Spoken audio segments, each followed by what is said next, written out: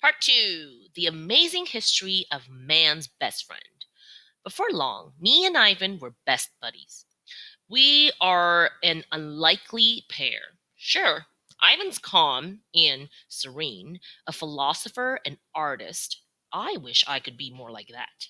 No one's ever accused me of being level headed. Hot headed, sure. And I can't talk pretty like Ivan can. I'm a street dog, after all, and proud of it. Still, we clicked in a way I never had with humans. Man's best friend? No way. Gorilla's best friend? You bet. Seems to me the first time I ever heard that phrase, man's best friend, was while I was watching TV with Ivan. Back in the days, Ivan had this little television, and we watched a lot of stuff together. Old movies, westerns, cartoons, you name it. Poor guy was stuck in a cage. Didn't have a lot else to do except throw meatballs at gasping humans. Anyway, me and Ivan, big fans of the tube. Cat food commercials, pro bowling, dancing with the stars. What's not to like? Once we watched this special on the Nature Channel. It was called The Amazing History of Man's Best Friend. Show was all about famous dogs. There were rescue dogs and therapy dogs and war dogs and fire dogs and movie dogs and this dog and that dog. And between you and me, most of them were just plain overachievers. Then they got to this dog's name, hatching something or other. Hatchet toe, maybe. Seems his owner died. For the record, I object to the word owner. But we'll set that aside for now. And Hatch something or other sat around for over 9 years in the same spot at the same train station, day after day, waiting for him to return. Thing is, the narrator guy was babbling on and on about this dog, really over the top stuff. How loyal, how loving. Break out the Kleenex. Blah, blah, blah. Wah, wah, wah. Man's best friend. They made a statue of this dog. I kid you not. A statue of the dog who sat around 9 years waiting for a dead guy. In my opinion, that dog was a ninny, a numbskull, a nincompoop. I'm yours. Let me tell you about being man's best friend.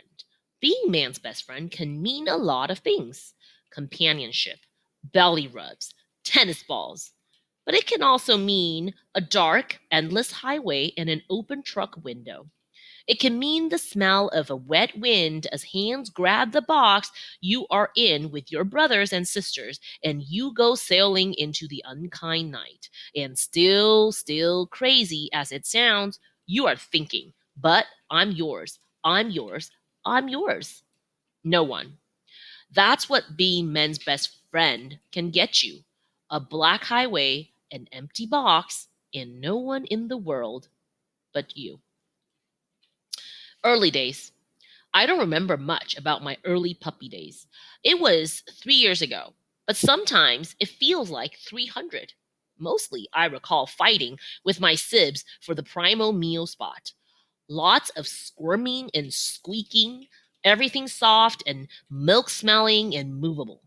Like we were one great big complicated animal. I never met my dad, and my mom didn't say much about him, except that he was trouble. Mom had a beautiful fawn coat, Chihuahua, some this, some that. Nice, messy bloodline. Mutt rule. Mom crooned to us, told us stories, lay down the law. I wonder if she knew she didn't have much time to prepare us for the world. We were born in a dark place, probably under some porch stairs, I suspect, since I remember the sound of boot plodding up and down, the biting and ugly smell of human feet. They call my mom Rio, and they fed her most days, though sometimes she had to fend for herself. She never showed fear towards them or respect. Indifference, I guess you said, unless they tried to handle one of us, She growled then, hoping to make it clear that we were hers and hers alone. I myself got picked up a couple times. The hands reached in, grabbed. They were rough and smell of strange scent, bitter and meaty. My mom's growl made me fearless, and I wriggled and yipped. The hand shoved me back to the warm place where I could sleep and drink and dream in safety. Still, I understood, in my simple puppy way, that dogs belonged to humans, and that was how it would always be. Boss. My mom wasn't much for names. She had a lot of litters. I guess she'd run out of ideas. My brother, first, was Natch, the firstborn runt. My youngest bro was the last, Dot, had a little spot on her back, and Yip was always complaining I was rowdy. Goes without saying, and that left my oldest sister. We all called her Boss. Boss was small but mean, with a distinctive sharp sounding bark. She could outmaneuver any of us to the best spot for dining.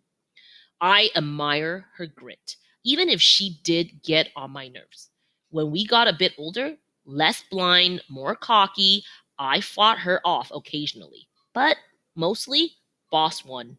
She was fearless, that pup.